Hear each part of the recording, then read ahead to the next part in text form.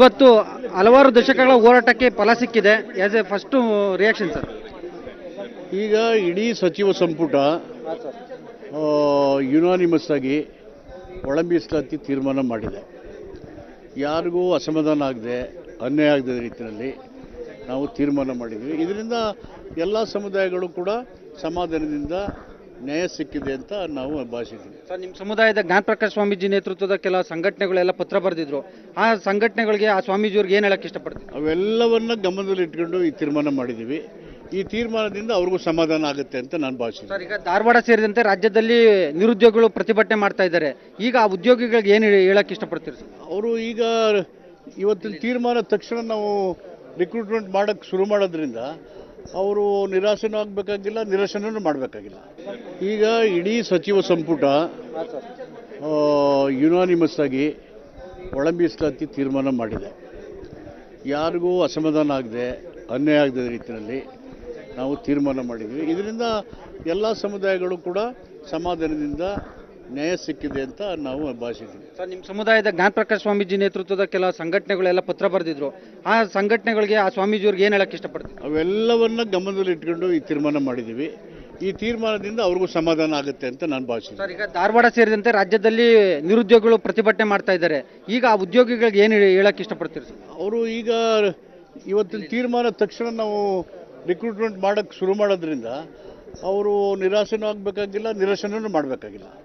ಈಗ ಇಡೀ ಸಚಿವ ಸಂಪುಟ ಯುನಾನಿಮಸ್ ಆಗಿ ಒಳ ಮೀಸಲಾತಿ ತೀರ್ಮಾನ ಮಾಡಿದೆ. ಯಾರಿಗೂ ಅಸಮಾಧಾನ ಆಗದೆ ಅನ್ಯಾಯ ಆಗದ ರೀತಿಯಲ್ಲಿ ನಾವು ತೀರ್ಮಾನ ಮಾಡಿದ್ವಿ. ಇದರಿಂದ ಎಲ್ಲ ಸಮುದಾಯಗಳು ಕೂಡ ಸಮಾಧಾನದಿಂದ ನ್ಯಾಯ ಸಿಕ್ಕಿದೆ ಅಂತ ನಾವು ಭಾವಿಸಿದ್ವಿ. ಸರ್, ನಿಮ್ಮ ಸಮುದಾಯದ ಜ್ಞಾನಪ್ರಕಾಶ್ ಸ್ವಾಮೀಜಿ ನೇತೃತ್ವದ ಕೆಲ ಸಂಘಟನೆಗಳೆಲ್ಲ ಪತ್ರ ಬರೆದಿದ್ರು.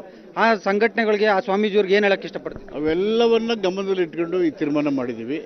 ಈ ತೀರ್ಮಾನದಿಂದ ಅವ್ರಿಗೂ ಸಮಾಧಾನ ಆಗುತ್ತೆ ಅಂತ ನಾನು ಭಾವಿಸಿದ್ದೆ. ಸರ್, ಈಗ ಧಾರವಾಡ ಸೇರಿದಂತೆ ರಾಜ್ಯದಲ್ಲಿ ನಿರುದ್ಯೋಗಿಗಳು ಪ್ರತಿಭಟನೆ ಮಾಡ್ತಾ ಇದ್ದಾರೆ.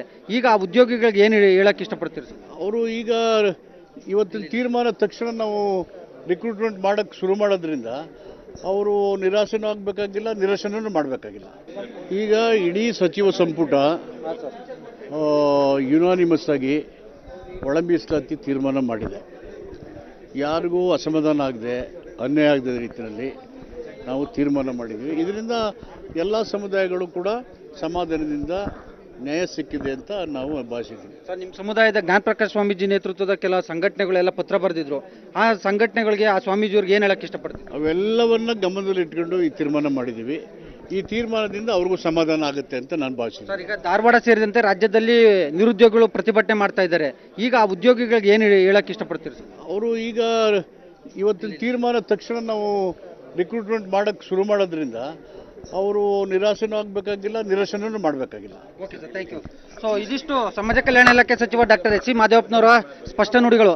ಕ್ಯಾಮ್ರಾಮನ್ ಕೊಂಡಯ್ಯ ಜೊತೆ ಹೆಬ್ಬಾಕ ತಿಮ್ಮೇಗೌಡ, ನ್ಯೂಸ್ 18 ಕನ್ನಡ, ಬೆಂಗಳೂರು.